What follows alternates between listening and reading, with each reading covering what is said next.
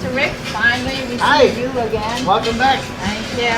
Again this year. He's opening the season as usual. And we do a tour before the dinner. And it's just 5 o'clock because we do a cocktail party before then. And then people start sitting down around 6 Oh, o'clock. pre-game. We brought in for him all kinds of goodies that he likes. And I brought some greens because he uses a lot of greens. And then we have as well some black-eyed peas on the menu. And some green tomatoes. Yes. Some of our southern staples. I'm glad to see all that. And so we have some interesting ingredients to pair with, obviously, all of your beautiful produce. But I think sometimes when you have things that are from the farm, it's also good to put that with something from the field.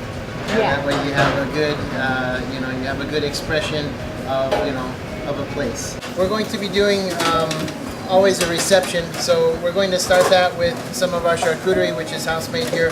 So we like to put that out into a buffet, and then some nice chilled oysters. We've been working with some oysters from Apalachicola and called Panacea Pearl oysters, and they're actually a Virginia oyster that they've been cultivating down here. And a lot of people think Gulf oysters as like big monsters, but these are actually really delicious petite oyster. And then we're going to use some green tomatoes to make a pizza. So we'll make some white cheese and some onions and bacon and thyme and black pepper with some green tomatoes and bake that.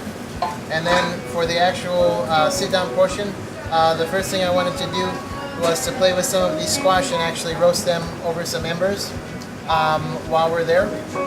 So we'll be taking that and getting those big pieces of squash that have been roasted in the ember, and then putting that with just a little bit of some whipped honey and some goat cheese and those forage greens, just like a salad. Kind of a warm start, but still, basically a salad course. And then the next thing we'll move into will be the stuffed chicken that we'll do with some andouille and crawfish. Andouille is the sausage. It's a little spicy Cajun sausage. It's got all kinds of wonderful things like smoked paprika and bay leaf and a little nutmeg, and I like to put a little chipotle in mine because it gives it a little bit of kick, and a lot of garlic and sorghum. I know you made them. Yeah. I've been making that recipe a long time. And then to go with that, we have some rice midlands, which midlands are the broken rice that comes out of the mill. And most people don't get to use those because they don't sell it commercially. It's basically, that gets processed into rice flour and things like other products.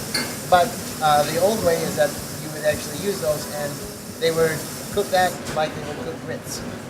So rice is a little softer than corn, so it cooks faster, but it's the same type of idea.